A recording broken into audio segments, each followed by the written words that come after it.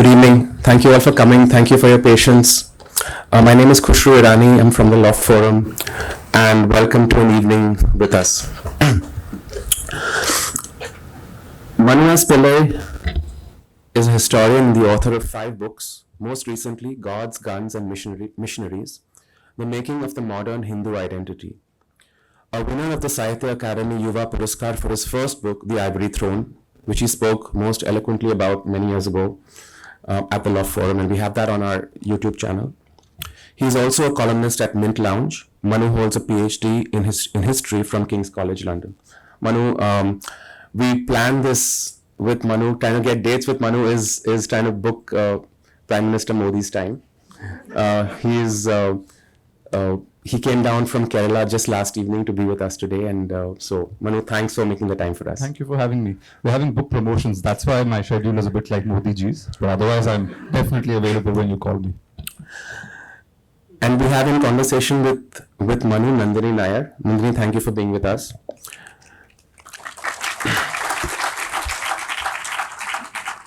Nandini has been an arts journalist for nearly 20 years. She's the literary and cultural editor of Open Magazine, having worked previously in the feature sections of the Indian Express and the Hindu. She runs an event in Pune called Talking Books, which brings India's finest authors to the city. We'd love to hear more about that and hope we can have more of those events in the city.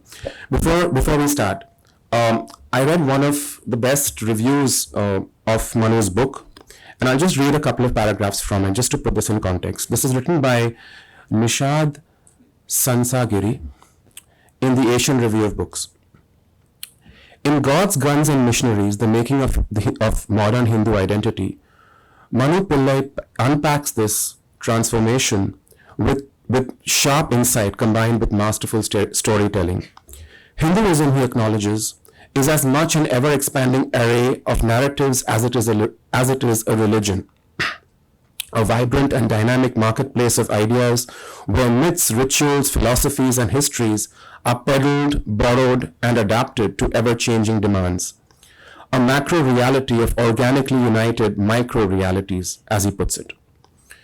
Exploring the pressures of Mughal decline, missionary intervention, and colonial rule in the 400 years before Indian independence, Pillai examines how a tradition defined by its fluidity and flexibility began to crystallize into its modern form, often in response to external challenges.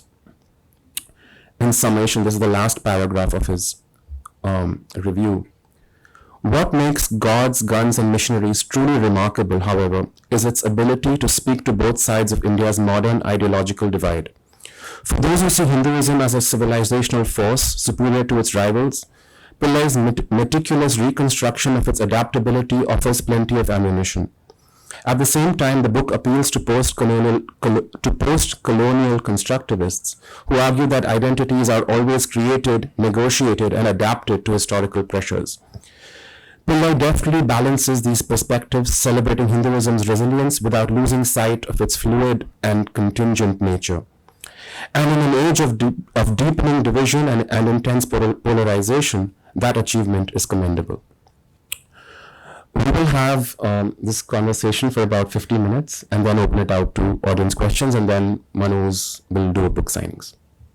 Thank you, Khushru. Thank you. Thank you so much, Khushru. Thank you to the audience for being here. Without you, none of this would be possible. And I think every time there is a Manu event, one just sort of, as a literary editor, has more faith in books and reading, right? If an audience, he can pack a hall like this, and it says as much about his work and the material of his books as it does about readers who are discerning and who come to see him and who come to get their books signed and wait for hours to make that happen. I'm going to start off very sort of simply and just say that this is a book that is built on facts.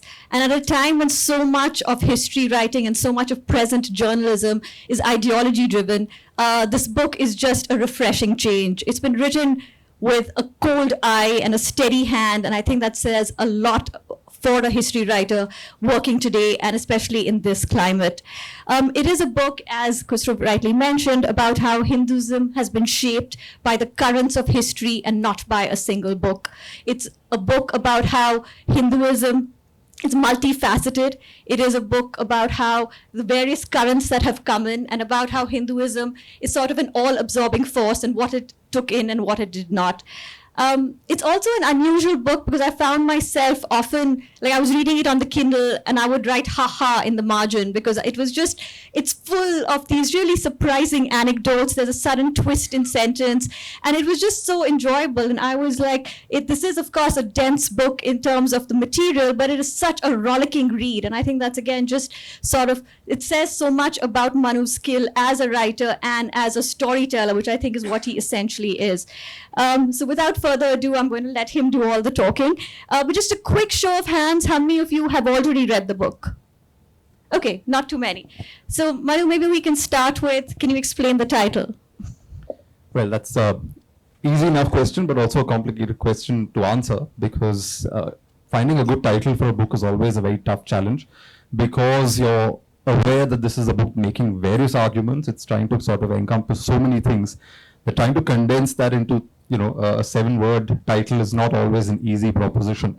But I thought I was telling my editor that ultimately, what we'll do is we'll look at the core themes of the book and then we'll come up with a way to sort of show that in the title. So Gods, Guns and Missionaries was chosen. The subtitle is clear enough, The Making of the Modern Hindu Identity. But the question was, I'm not looking at the modern Hindu identity through the usual prism of Hindu-Muslim relations, which is what animates so much politics in our country today.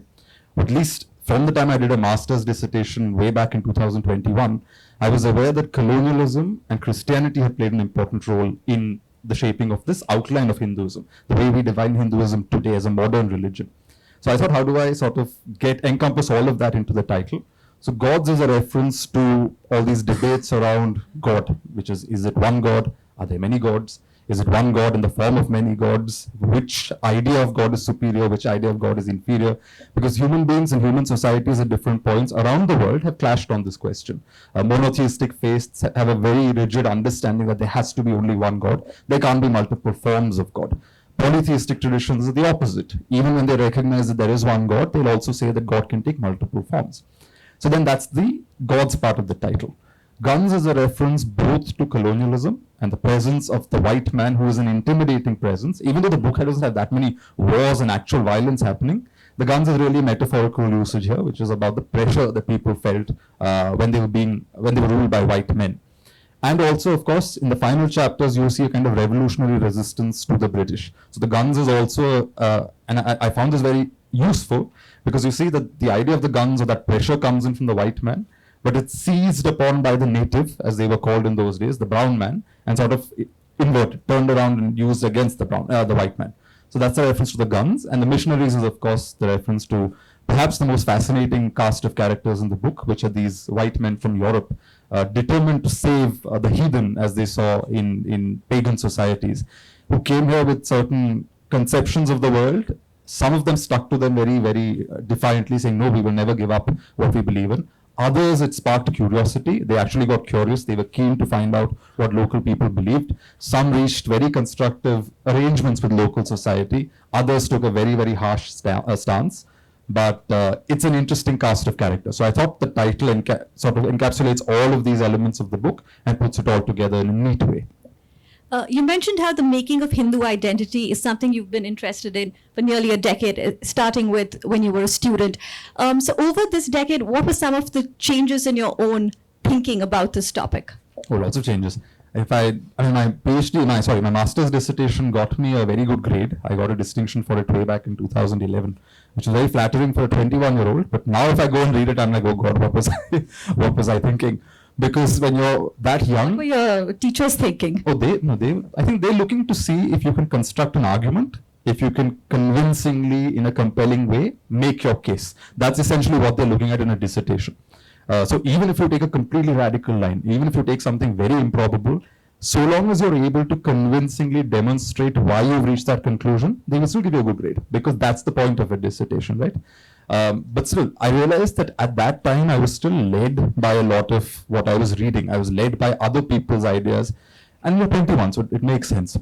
But then down the line, having done several other books, having gone into these archives myself, having trained myself to think about historical material in a certain way, I realized that maybe you can connect the dots in a different fashion than I was doing earlier. So I've revised some of my own earlier conclusions from when I was 21. Now I'm almost 35, so there's been a gap there. I'd like to think that I've evolved as a person. The argument has evolved. Even sometimes the evidence and the material is the same, but the way I'm looking at the material has shifted a little bit, and I think has gotten slightly more refined or nuanced. So in that sense, yes, there's been a healthy sort of evolution. This is your 5th book in 9 years, which is just a sort of stellar record. And you said, sort of facetiously that you're now familiar with the routine. You make it sound easy, but it's not, especially books like this, which take a lot of work, which, intellectually, physically, all of that. What is this routine? How are you able to pull this off? I think, again, I'm a creature of habit. So I have a very, very strict everyday routine, which is I wake up, I go to my office, I have a separate apartment I use as my writing space. So I actually go to a different space. If I sit at home, then you're tempted to turn on the TV or you're tempted to do other things. So going to a space that is segregated and put aside as your workspace is like going to office. So you get up, you get dressed, you go there and you sit there all day and you do your work as you would do if you were in an office. And just like office goers, I come back in the evening and I want to shut off my brain. I want to look at Netflix and watch completely stupid shows like The Vampire Diaries or some utter garbage like that, because I don't want my brain to function, because all day I've exercised my brain, and therefore I want something brainless at the end of the day.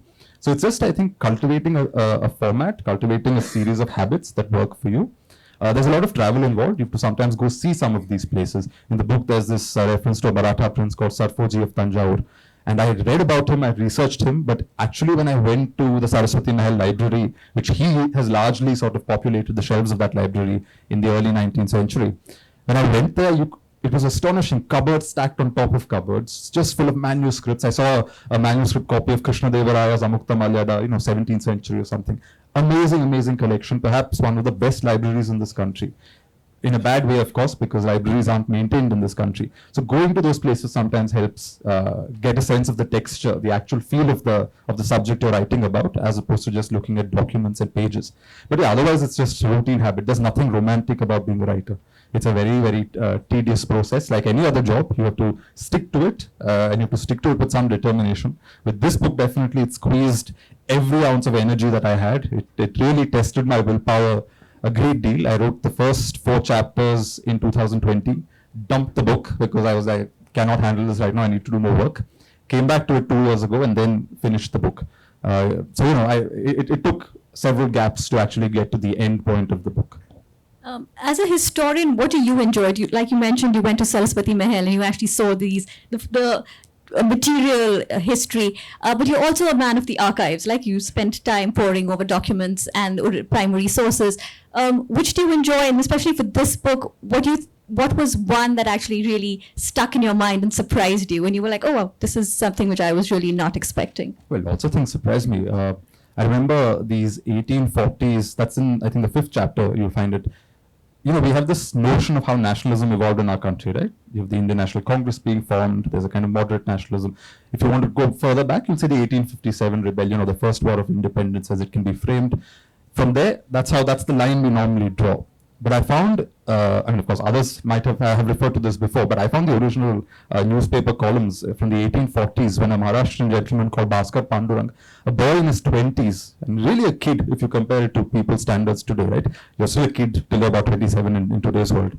So he died at 26 or something. So before that, in 6 letters, this boy has articulated perhaps the first critique in the English language, at least, of the colonial system. Everything from their economics, their politics, their religious policy, racism, everything condensed into 6 letters.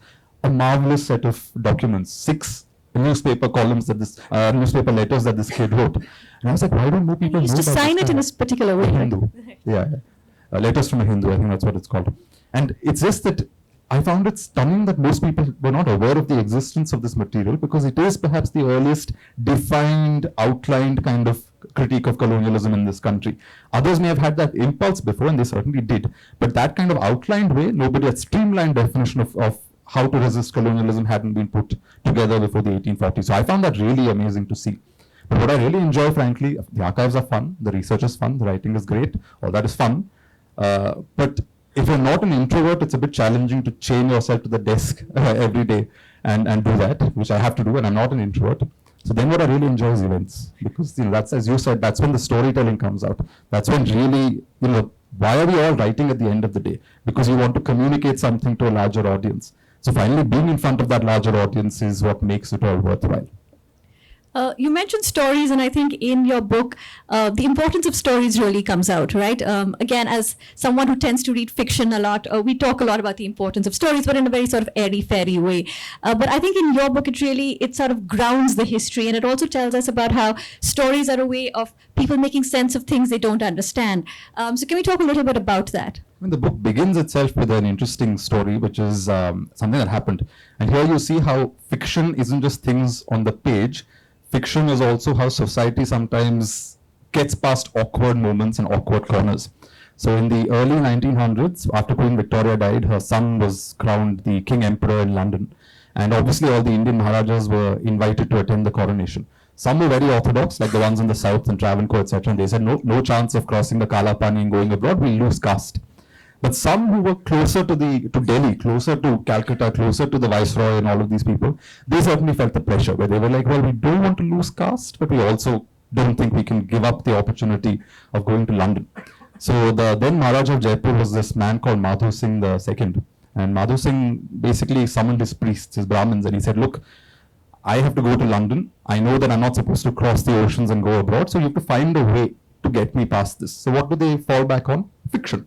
Not so much in the pages, but basically the Brahmins say that, okay, you have to go, we have to find a way for you to go without losing caste, so let's do this. Bring out your family deity, a deity called Sri Gopalji, a form of Krishna. And they say the deity will travel to London. And as the deity's follower and sort of disciple slash bhakt, you will be following the deity to London. And that's what they do. They get a new ship. The ship is never being used, so it's completely pavitra, completely shuddha. All the Brahmins from Jaipur descend into Bombay. They perform all kinds of rituals there. They even unearth what they claim are the rituals Sri Rama followed before he crossed over to Lanka, because that's also overseas technically. So they offer coconuts and gold to the sea gods, etc. They do all of these rituals. I think 4 urns of huge silver urns of Ganga water are brought in, because that way, Madhu Singh doesn't have to drink white people's water in Britain. He can drink Indian, the most sacred water from India in London, and he can bathe in it, etc. So he's taken care of. He's constantly purifying himself when he's in alien territory. So he does all of these things and actually manages to go to London. And the funny thing is, while he's there, the coronation gets postponed because the king falls ill. And here again, the narrative that comes out from an official court chronicle afterwards is very interesting. It says that Madhu Singh went every day to Buckingham Palace to check on the king. And finally, because of Sri Gopalji's blessings, the king recovered and the coronation took place. So suddenly you have the Christian king of England, his coronation taking place because an Indian Maharaja happened to be there with his deity. And in London, in fact, when they arrived, the deity was put in the first carriage and Madhu Singh followed in the second carriage, because he was quite literally enacting the fact that he was following the deity and not otherwise. So it's, stories, and I don't think it's just funny, I think it's very creative, and all cultures do this. We invent fictions constantly in order to support and make sense of our world. Take something like the Constitution of India, right? It's the same document, but perhaps the way Nehru's generation interpreted that document is not how we interpret the document today. Supreme Court judgments are revised based on the changing tides of time. So it's essentially that process playing out in this as well, except that you use stories creatively to connect things that otherwise might fall apart, and you want to hold them together. And when you find these awkward moments, you just create a story to, keep it all together. But these machinations and permutations are so fascinating, because I think they kind of support the argument in your book, which is that change is so essential. And especially today, there's this whole notion of like purity and authenticity. And, I think any well-researched book will push against that, because there is no such thing as pure and there is no such thing really as authentic. And you have this quote, which I'm just going to read out, and it kind of, I think, ties in with the story that you mentioned. Hinduism as it would emerge was not so much what Brahmins wanted. It is a story of their negotiations with a bewildering variety of counter-thoughts and alternate visions. Change is coded into its DNA. So can we talk a little bit about this change and how it's so important to also emphasize and re-emphasize that today? Again, tradition, if you look at the scholarship, even on tradition as a concept, it's often invented and reinvented. Every generation, again, plays around with tradition in ways that things that we now take for granted as very traditional perhaps are not all that old, or perhaps did not exist in that exact form until even the modern times, right? So because tradition is always evolving and changing. And there again, since you mentioned that quote with the Brahmins in it, if you look at the introduction of the book, which is about the evolution of Puranic Hinduism, essentially what you have is Brahmins fanning out across the Indian subcontinent, and they're encountering all kinds of different people in different places. You're seeing tribal communities which have their local groves and gods that they worship in images made of stone. Remember, in the Vedic period, Brahmins frowned on image worship. If you look at the Vedic ritual, there are no images. There's no Murti Puja. God comes based on the sacrifice, and the sacrifice is mobile. You can find the right location and do it. So you're then coming into contact with people who venerate images. So parts of the Vedas are actually anti-idolatry, as we would put it today. They encounter communities and people, and they have to reach certain compromises with them. So, for example, they land up in Kerala and they find that the tribes in Kerala are matrilineal, a lot of the upper caste groups at least, as we know them now. And you find that in the initial phase, the Nambudiri migrants or the Brahmins who came in, they also followed matrilineal. Of course, later they switched back to the patriarchal system, but that one segment of Nambudiris in North Malabar, even today, are matrilineal because it was a concession to local practices that they accepted. You look at how Brahmin communities were created. Brahmins are not one genetic group fanning across. There's some genetic connectivity perhaps, but there are local communities that are getting Brahminized. So you actually have in Gujarat cases where tribal groups and tribal priests get upgraded as Brahmins and they're accepted into the Brahmin fold. You have cases in Maharashtra where certain communities were created out of fire by Parashurama. Those communities will denigrate other groups of Brahmins in the same region, saying that you're not Brahmin enough, and they'll say that, oh, you were born because the semen of an ass, somebody's semen fell on the bones of a donkey or something like that. So you come up with stories to denigrate, but also to create communities. And this is how, if Brahminhood itself is so diverse, there were Brahmins who were allowed to read the Vedas, but Brahmins who were denied the Vedas. There were Brahmins who worked as funeral priests who could not sit and eat with other Brahmins. We think of the Brahmin, we think of the temple priest, but in reality, the orthodox Brahmin looks down on the temple priest because the orthodox Brahmin's commitment is to the Veda, not to the Murti. So you see that there is a flexibility, a malleability, and it is negotiation. In all of these different parts of the country, as a certain Brahminical culture sort of spread out, it could not and did not wipe out what was there. It would find ways to co-opt what was there, and there was this weird give and take that took place. So I sometimes give the example, in a podcast I will give the example of my own family temple in Kerala. Where in that same temple, we have a Vana Durga, who's the goddess of the grove, and she's originally a tribal goddess, Vana, tribal. We have a Bhandarkar who used to be worshipped in a sword, slightly different set of rituals. Vana Durga needs to be in a shrine where she's exposed to the elements, so no roof. Bhadrakali needs roof, so two different types of goddesses. There's a Koravar community, it's a scheduled caste now. They have a deity called Ayurveli Munnodi. Somehow the Ayurveli Munnodi is in the temple. There are Naga Devatas who originally sat in a separate grove but have now moved into the temple. There is a great aunt of mine who died of rabies after a dog bit her. Her spirit is sitting in a stone, she's also there.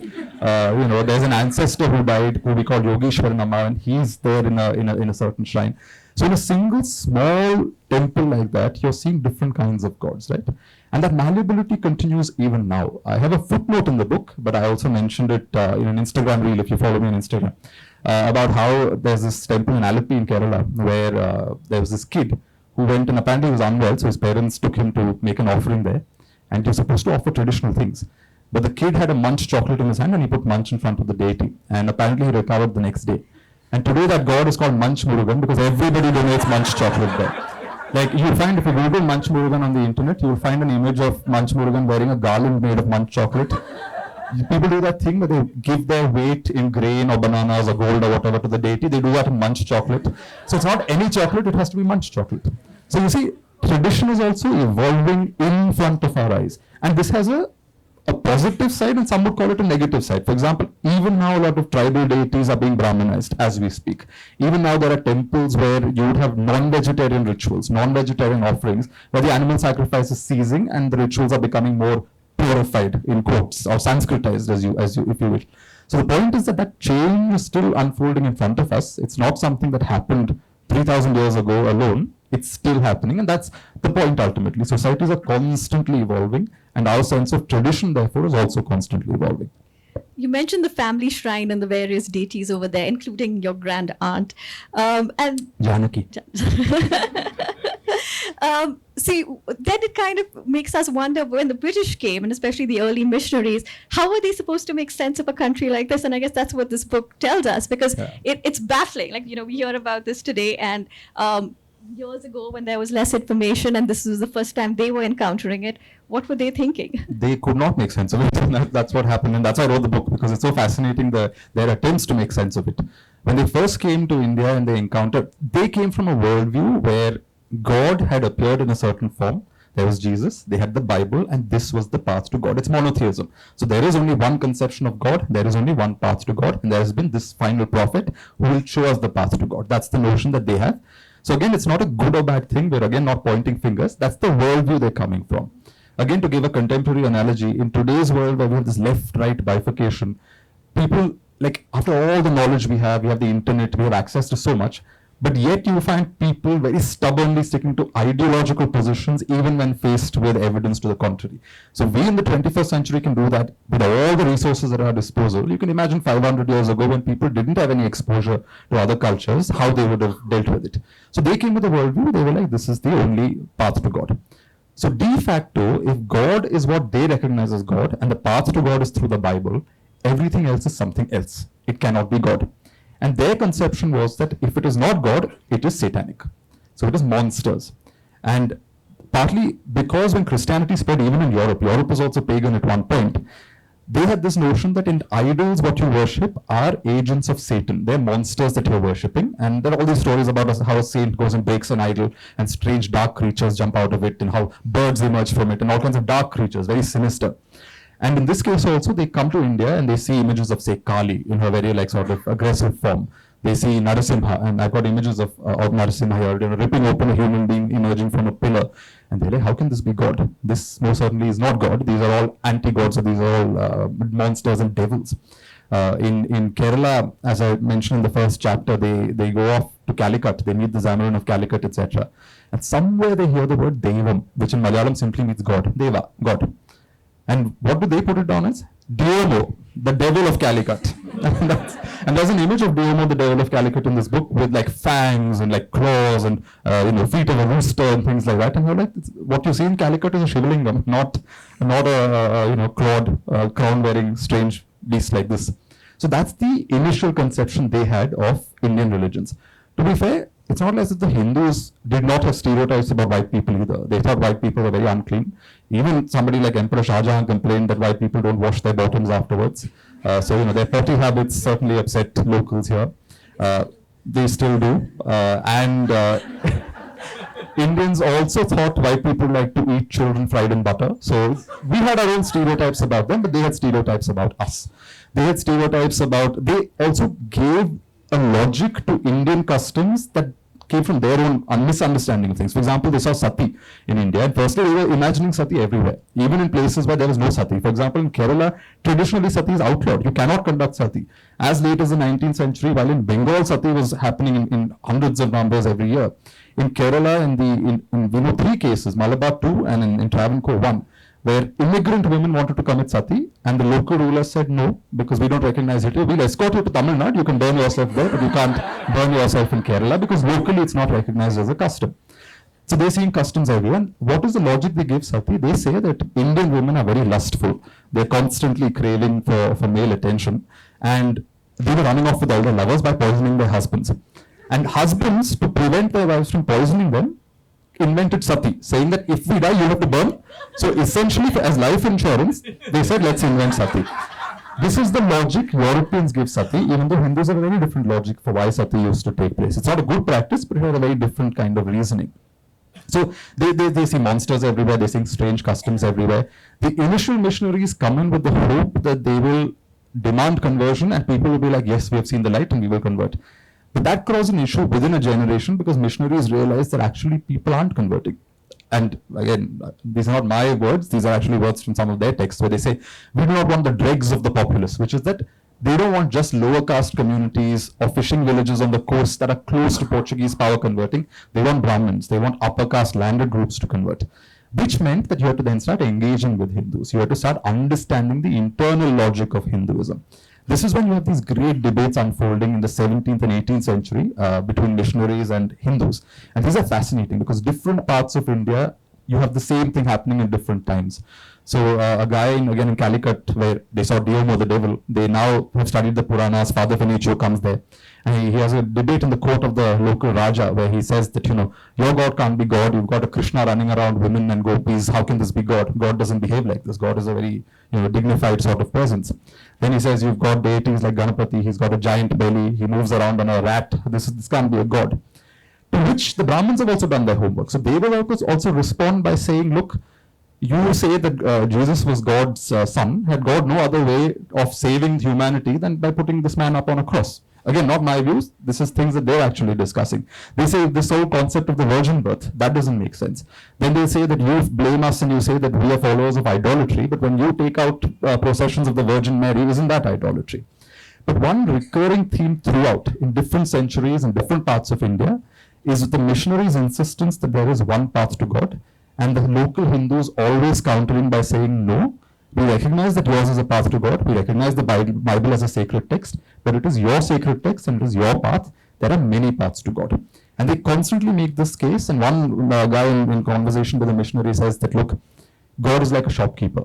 You know, just as to bring different customers to your shop, you've got different kinds of products. God also has different kinds of paths he's brought out for different people. Another person responds and says, look, if God had intended for only one path and one book to exist, he would have given that book and that path to everybody. Why did he come and give it only to you people in Europe? And now you are coming and telling us to do all this homework. That doesn't add up. Then there's this, the best is this one Brahmin. He interacts with the first Protestant missionary called Ziegenbach in the early 18th century in Tamil Nadu. And Ziegenbach says, yours is a religion of error. And he said, finally he just fed up. So he says that, look, God is all-loving, God is omnipotent. If God has given us a mistaken religion, it is God's desire that we should wallow in these mistakes. Otherwise, why would God put us in this position, right? God has given us this, which means that we are meant to follow this. So these are interesting academic debates taking place between the white man and the Hindu at this juncture. You mentioned these debates, and I think somewhere in the book it's also written about how these were actually public debates. So they were in Bombay with like an audience of 100 and talking to each other, which seems sort of the roots of Twitter or, you know, any social media platform where people actually come up and discuss issues of the day, which I had never thought of and never imagined. So can you tell us a little bit about that, about these public debates? Maharashtra had quite a few. Bombay, there was a gentleman called Vishnu Bhava Brahmachari who came out and gave a very strong performance against the missionaries. They would meet on the beach and there'd be large numbers of people. They'd meet in public halls like this. And sometimes, of course, things got a bit aggressive also, but mostly this would be a sort of constant back and forth. Sometimes you'll find that after the debate, each side will have a different interpretation of the event and each side will claim victory. And they'll publish, texts. So one will say a refutation of whatever the Brahmin said. A Brahmin acolyte will say, no, a refutation of what you said. And then the white man will again publish a refutation of that refutation. They'll have a third book coming out. So they'll do things like that. But these are public debates in the colonial period. The thing is, in this early period when the Catholic missionaries are around, eventually the Catholic missionaries learn to work with Hindu society. So in Goa, in the initial flush of passion and religious aggression, there is a smashing of temples, people leave Goa, there's a lot of violence and bloodshed and resistance to that also. Hindus also find ways to, they martyr some of these fathers. Sometimes they come up with creative ways in which Hindus can reconvert to their religion if they were forced to convert. But a lot of missionaries, the Catholics, realize that, hold on, this strategy isn't working. Insisting that ours is the only way isn't working. Insisting that people not just convert, but also westernize and Europeanize themselves, as in go, give up your name, give up your culture, give up local music, give up local habits, all of that's not working. So a guy in the 17th century called Roberto de Nobili, in fact, the last book launch Kosho hosted for me, he briefly appears in that book. He goes to Madurai, where Madurai is not anywhere near the Portuguese guns or Portuguese power centers. It is an outpost of the Vijayanagara Empire. There's a great temple there. It's a very Brahmanized, upper caste, Hindu-dominated place. And he says, I will become a Hindu to save the Hindus. So what does he essentially do? He gives up the cassock of the Catholic priest and instead starts wearing the saffron robe or a saffron munda. He acquires a punu or a sacred thread. Every time he converts a Brahmin, he says, great, you are still a Brahmin if you convert, I'll just put a cross on your sacred thread. So that way you can be a Brahmin Christian. And by the way, this notion of a Brahmin Christian or a Hindu Christian continued in South India till the late 19th century. Christian Hindus, Hindu Christians, that logic. Most interestingly, Roberto de Nobili accepts caste.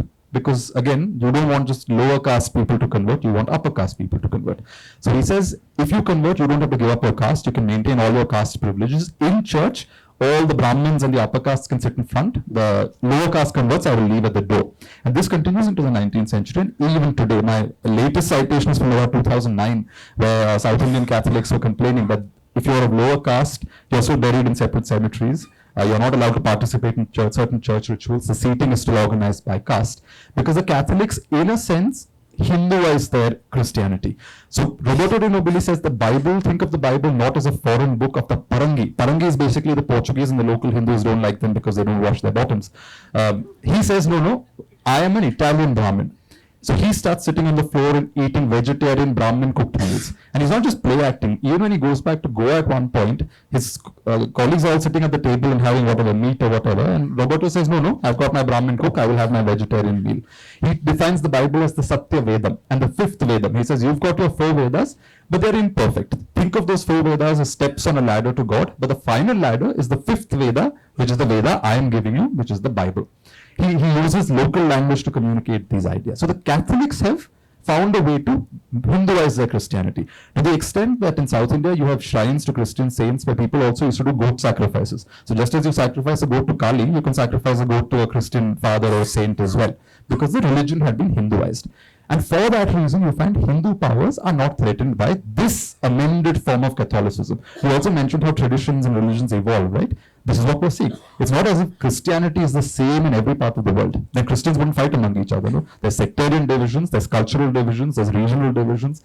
In India, Christianity took a form that the Pope would not even recognize in Rome, right? With its sacred robes and a punul and a sacred thread and all of those things. Nothing the Pope would have preferred.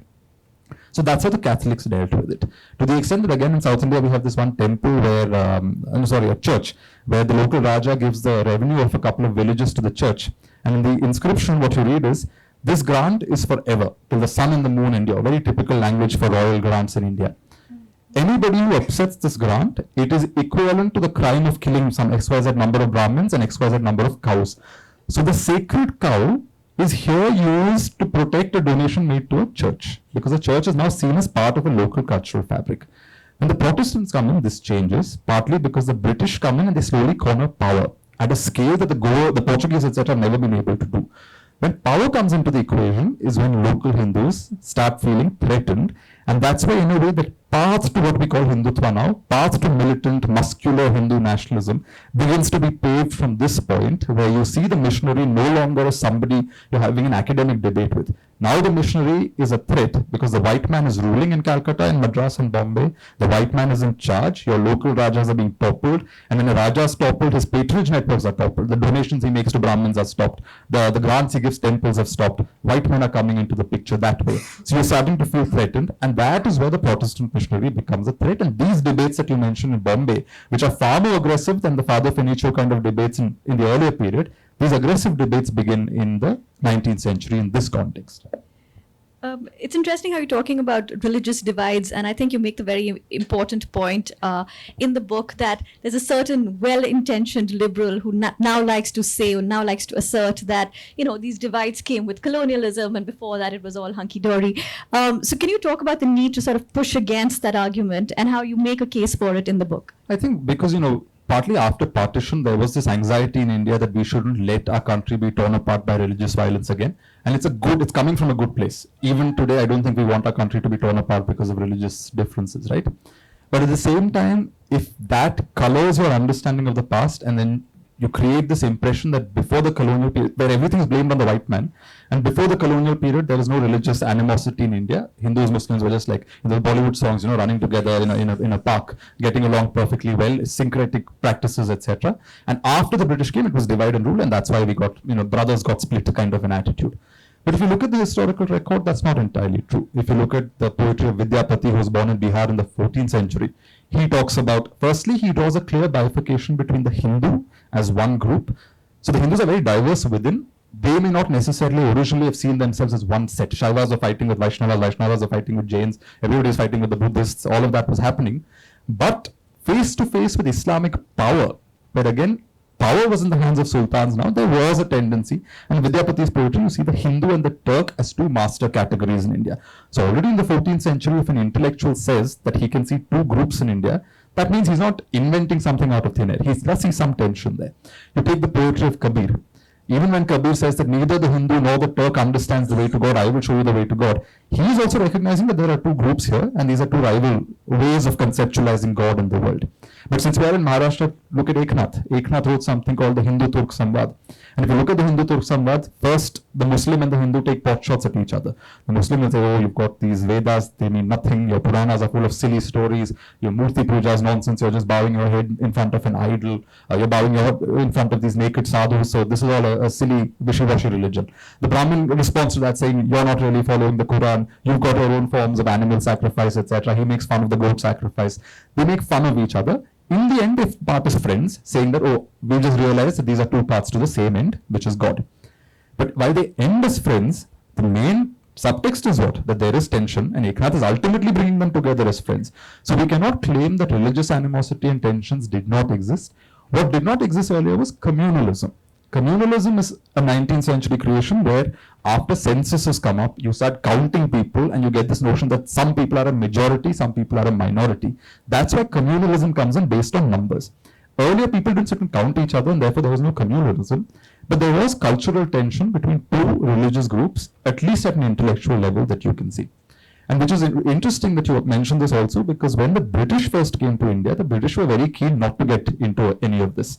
If you look at the first couple of generations of Englishmen of the East India Company in India, they actually not only were they tolerant of Hinduism, they actively promoted parts of it. For example, in South India, every time they conquered territory, they would try to essentially act like local rajas. So you have British officials making donations to Tirupati, to the Padmanabha Swami temple in Trivandrum, to Madurai's famous temple Tanjavur. All of these places were donations by white people. After my book came out, one kid emailed me saying that he's from a place in Andhra Pradesh called Bhavani, and how they have a donation of a palanquin that was given to the local Devi by a white official.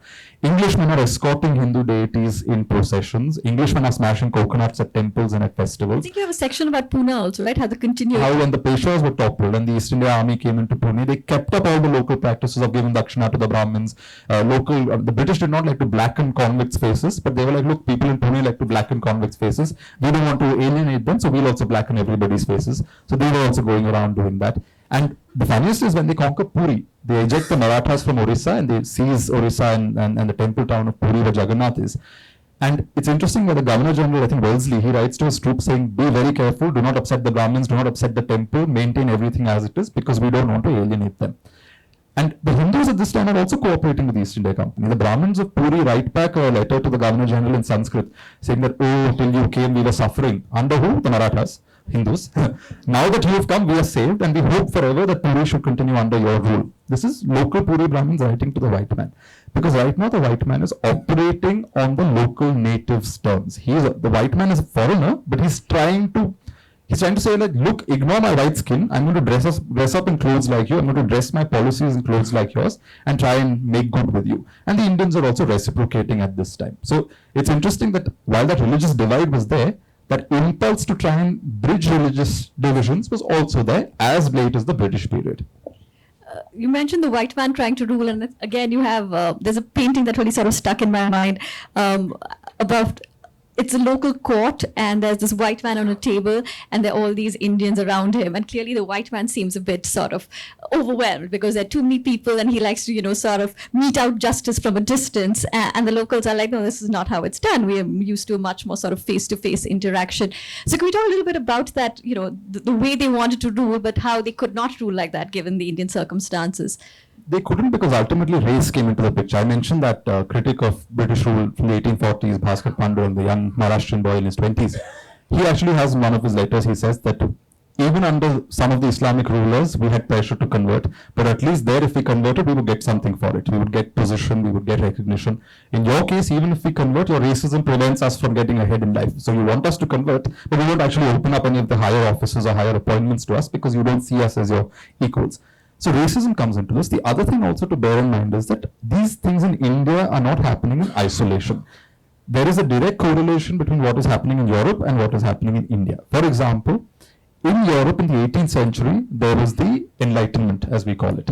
Before that, there was the Protestant, Reformation. Then you have the Renaissance. I mean, you have the Renaissance, Protestant Reformation. You've got the Enlightenment happening. In the Enlightenment, there was this great intellectual pushback against religious orthodoxy, to the extent that people like Voltaire all were very irreligious. They were like, the church doesn't matter, religion doesn't matter. And they actually looked to India. Voltaire at one point was very sold on this very spurious text called the Yajurvedam, which does not exist, by the way. It was just some random stuff that was sent to him from here, pretending to be an Indian text from 2000 years ago. And they were like, look, this text is older than the Bible, and therefore the Bible clearly doesn't have the earliest answers. There are older traditions that speak of monotheism, etc. So because of that intellectual push that was anti-religious, things are often cyclical. There was a pushback in return, which became this flowering of new religiosity in Europe and in Britain, especially. The British loss of America, the British loss and their wars with the French, there was this cultural crisis that, oh my God, are we losing God's favor? So there's this new evangelical movement in the 19th century where even as English officials in India are smashing coconuts and escorting devis and doing all kinds of Hindu rituals, in Britain, pressure is building up on Parliament saying you have to allow missionaries into India. You've got to let these foreigners into the country. East India Company doesn't want them, but 1813, for the first time, the missionary is given access to India. Even then, as late as the 1830s, officials can decide if a missionary comes in and upsets local people, they can expel them from that province. 1830s, the doors are completely thrown open. Even at that time, the viceroy is not happy. The governor general is not happy. There's this one line, not very flattering to Hindus, where he says that, but he's making a case there. He's like, look, we really shouldn't interfere in their religious traditions because we are not endorsing paganism. We are not endorsing idolatry. We're not being bad Christians. Just as it is the duty of the state to protect a brothel, even though we don't like prostitutes, similarly, it is the British government's duty to protect Hindu culture, even though we don't approve of it. That's the case he's making to prevent that missionary pressure in the country. But you see that local people are starting to get upset because they're seeing that now, because of this evangelical movement, a new crop of English officials are coming in who are distanced from the Hindus, who do not want to smash coconuts, who do not want to go out and attend Hindu ceremonies on Sundays because Sunday is holy in the Christian conception, who do not want to work on Hindu terms, who feel that we have power, why should we cooperate with local people and their cultural ideas? So there's a distance, that gulf is growing between the white man and the brown. And in this position, interestingly, you find that a kind of Hindu resistance appears not so much in writing or in agitation on the street, but through strange things that you find in the archival sources. For example, at one point a missionary is traveling through North India and he finds these Ramlila performances where, in the end, you have an arrow that you shoot, a flaming arrow at Ravana's effigy. And suddenly he starts noticing that in these North Indian villages, Ravana's effigy is dressed in the clothes of the Governor General. And he's like, something is amiss here. Why is Ravana dressed like a white European soldier? Because the people it shows there's some discontent on the ground. Even better, people invent a story where ultimately Hindu intellectuals are now faced with the reality that there is Christianity. So they have to place Christianity somewhere in their worldview, but they're going to give it a negative position in their worldview. So what do? They come up with a story, which is that the Hindu traditions, Shaivism, Vaishnavism, Shaktism, all of these in Hindu traditions, they were doing so well that all the Hindus were spiritually uplifted and the Hindus were being saved, and everybody was ending up in Swargaloka. So because of this, what happened? In Yamaloka, there was a depopulation. Nobody was going down to hell. And because nobody was going to hell, cosmic balance was getting upset. Now God is God. God has to restore cosmic balance. So again, a story comes to save the day. In this story, God says, okay, I must restore cosmic balance. Let me create a bad religion to relay some people into hell. What is this bad religion? It is Christianity. Now, by the way, this story wasn't invented in the 19th century. Back in the day, before Hinduism took one unified shape, when Vaishnavas and Shaivas were fighting among each other, one of the two, I forget which one, they invented this to say, oh, the other one was invented to relay people into hell. So that template is now borrowed, but now Vaishnava and Shaiva on the Hindu side, and the Christian is shown as the sort of agent of hell. And that's how they, again, it's a way where you can see resistance forming, but it's not all that clear, but it's there. You can get that initial hint of resistance that's taking shape at this point. But then, of course, the British get more and more alienated. You have the 1857 revolt, where religion did play a very important role. And then, of course, the story circles back again to Maharashtra. So the book begins in South India, in Kerala, Goa, moves to Tamil Nadu, moves to Bengal, and then the ending is in Maharashtra, because this is where Hindutva has given its its enduring form that we see today. Figures like Tilak and some people before Tilak tried very hard to define Hindutva. It wasn't Savarkar who came up with the word. The word was around in Bengal. I think Bankim used it first in the 1870s or so. Then a guy called Chandranath Basu in Bengal tries to define and construct an idea of Hindutva. In Maharashtra, Tilak tries to construct an idea of Hindutva, but it doesn't fly because of certain limitations. And finally, you have Savarkar. But the point is, their way of conceptualizing Hinduism is coming partly not only because of the presence of the Muslim in the long arc of history, but because of the presence of the white man and the pressure of Christianity and what they see as a religious tension between the ruler's religion and the subject race's religion. Talking about Maharashtra, you have very compelling portraits of Tilak, Jyotirao Phule, and of course Savarkar as well. And I think Savitribai Phule is also mentioned, and I think this is something we were just talking about, but I think it's worth addressing the audience as well, about how so many of your previous books have such strong women characters. But in this one, Savitribai is the only one, and she's also mentioned in the context of her husband, but she's still a stellar character, right? Like, she is fighting for anti-caste unions at that time. She's walking down streets while being hurled by abuses. She's child-free. She's educated. She's a complete sort of a pioneer in her own way. But can we talk a little bit about her? And also, did you miss writing about women? Yeah, in fact, this is in many ways the most masculine book I've produced. It's just full of these men. And after a while, I was just like, wow, this is a bit tedious. Because this is one man fighting with another man, all these men constantly going back and forth. And if you look at most of Indian history, you'll often find that the voice of reason is female. But in these debates, the woman is absent. Like, because of these religious debates that are taking place, often in the public sphere, in those halls, by the beach, in royal courts, these were not necessarily spaces where women came out and articulated whatever they were feeling. I'm sure there were women who had ideas, but it's tough to find them because the archival record is rather male-dominated. So I did feel that as well, that this book doesn't have too many women in it, which is very unusual based if you look at my broader career and the other 4 books that I've written. On Phule and Savitribai, so before we get to like Hindutva and Tilak, right, there's this one chapter on how different types of Hindus responded to this pressure of Christianity in different ways. One figure was, say, Raja Ram Mohan Roy in Bengal. He initially, as a young man, writes a text in Persian. That's actually very, very modern. It's almost like he went to Europe and studied under the Enlightenment thinkers, although he didn't. It came out originally through his own exposure to Islamic ideas, bhakti and all of that in India. And he essentially says religion is actually rubbish. That's that's the broad thrust of what he's saying in that initial text. Because he says, different religion, okay, we acknowledge there's God. His mother did not like that. His mother did not like it at all. And she tried to disown him and disinherit him and all of that. But he essentially says that, okay, there is God, but God is one God. Now, how can different religions give us different prescriptions as to what God wants? And these are all contradictory prescriptions. Now, for Islam, they say no worshipping of idols. Hindus are worshipping idols. Both religious groups have their preceptors saying that both are valid. So he says contradiction is not God's making. Contradiction is human beings making, society is making. And if religion is contradictory, that means religion is man-made. Religion is not mandated by God. That's his initial very radical take. But after a while, Ram Mohan Roy essentially realizes that religion is not about his intellectual feelings, it is about identity. And since India is under the white man's rule, he feels that he must articulate a form of Hinduism, and he actually says as much, that will help them rise up politically. So what does he do? In a sense, he takes a Western mold of religion, let's say a bottle that is Western in nature, and pours in Hindu wine or Hindu water into it. So what he says is, in the West, now the Protestant missionaries are here, the British are Protestant. The Protestant conception of religion is there was the Bible, that was the original pristine scripture. The Catholic Church corrupted the teachings of the Bible with all kinds of tamasha. Then you had the Protestant Reformation, which went back to the Bible and resurrected the original pristine faith. That's the Protestant argument of religious history. Ram Mohan Roy applies that same lens here. So it's interesting that he co-opts and sort of subscribes to a Western framing of religion, even though he's actually resisting a Western pressure. So he says, in Hinduism also, we had the Vedas, which was very monotheistic, and he focuses on the Upanishads. Yeah, the Samhitas of the Vedas have multiple gods, Agni, Varuna, and all of that, and he's not happy with that. He doesn't want that to be the focus, because missionaries use that to attack Hinduism as polytheistic and silly and all of that. So he says, no, the Upanishads speak of one God, and it's an abstract, Advaita Vedanta speaks of one God. So he says, there was the Upanishads and there was the scriptures. It got corrupted by Brahmins into temple worship. Again, historically not quite accurate, but this is the argument he's making.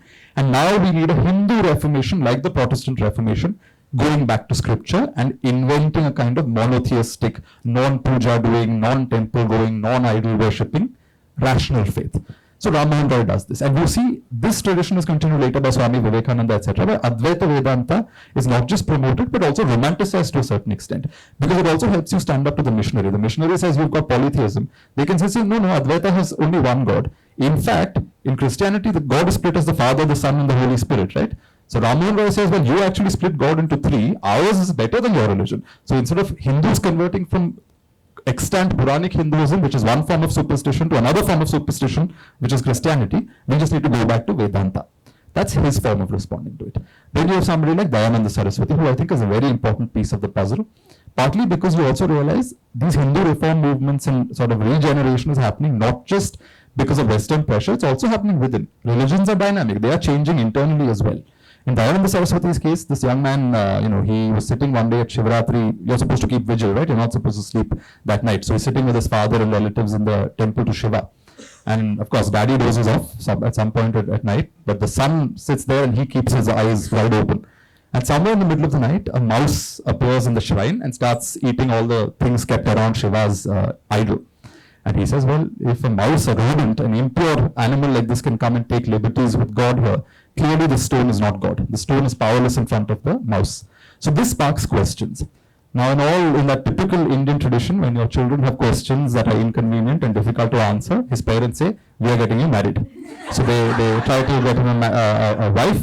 He runs away from home. He's caught and brought back. He runs away a second time. This time he escapes for good, never comes back, never sees his family again. To this day, we do not know who Dayananda Saraswati's original family were because it's not clear. It's debated.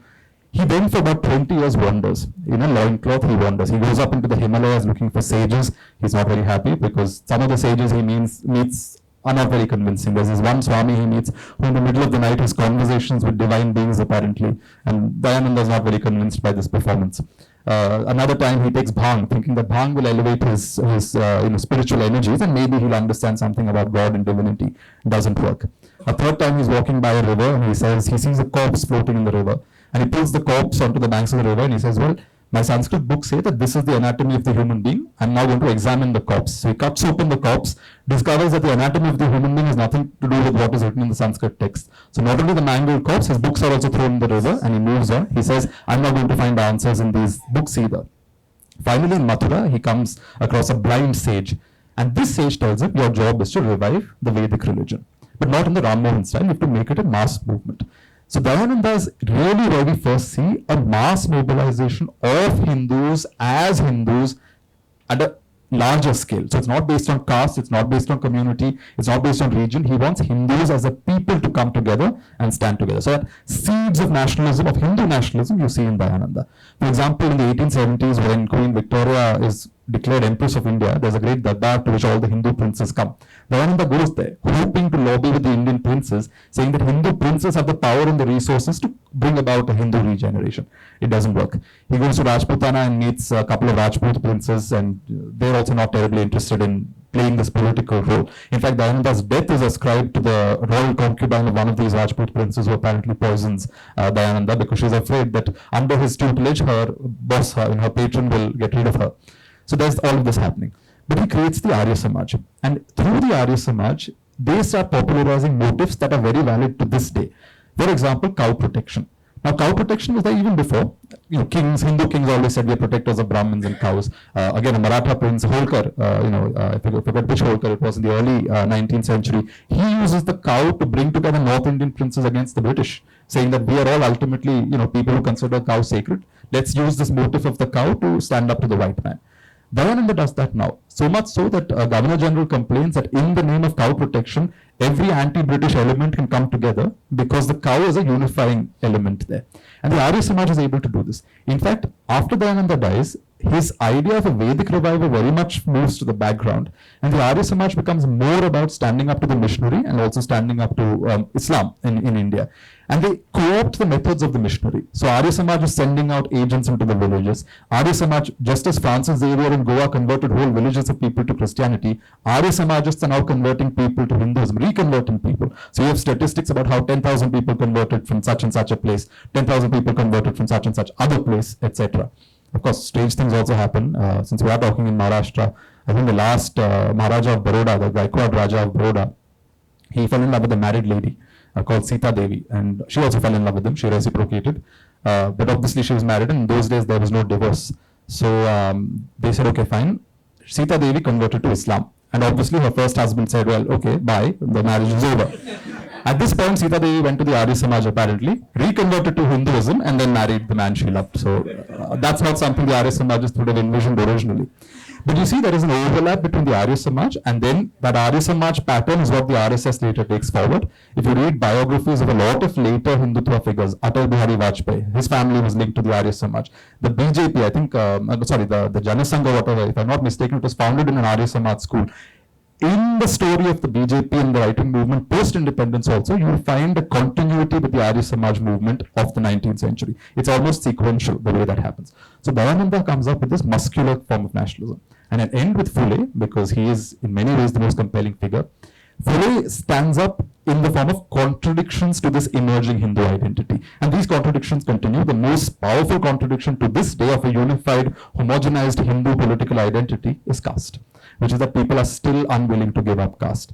Even somebody like Tilak, at Congress meetings, he'd have his food cooked separately by a Brahmin, and he'd be people would ask him, say, how could you do this? And he'd say, ultimately most of the people in our country are Orthodox. I'm their leader also, so I must also, follow these caste rules. But Tilak was also pretty anti-women, right? I think you mentioned that as well. He saw all of that as a conspiracy to break traditional society.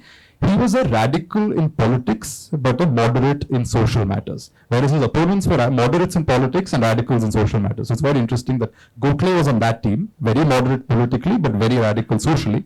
On the other hand, Tilak was the opposite.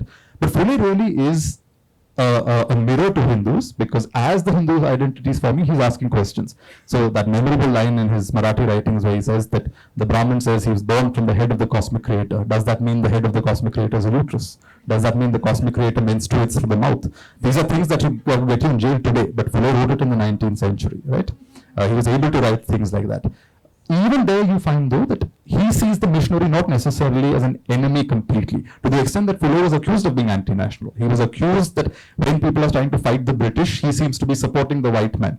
But his argument was different. His argument was that while you have oppression within, there's no point pointing to a foreign oppressor and saying, oh, what about this oppression? You must do something about oppression within the fold as well. There can never be true liberty if it's only about the white man versus the brown. The brown oppressor within must also be held accountable, and there must be a challenge to the brown man within as well. So in the end, you see the formation of a modern Hindu identity, but you see the contradiction as well. And that is the contradiction Savarkar tries to essentially get past in his framing of Hindutva. We're running out of time, but I just have one last question before we open it out to the audience. You mentioned Savarkar, and I think in the book you write about how he died in political wilderness, right? And he's now, of course, up in Parliament. You mentioned that as well, right next to Gandhi. Do you think he would have been surprised to see himself there? Well, I don't think so. I think Savarkar, if you read a lot of his writings, he writes almost as if he's aware that he's writing for subsequent generations. To the extent that you find that sometimes as a self-mythologizing, he also turns himself into a hero in some of his writings and sometimes exaggerates things that he's done, etc. But he's aware that there's that. But the more important point is that ideas are like this, right?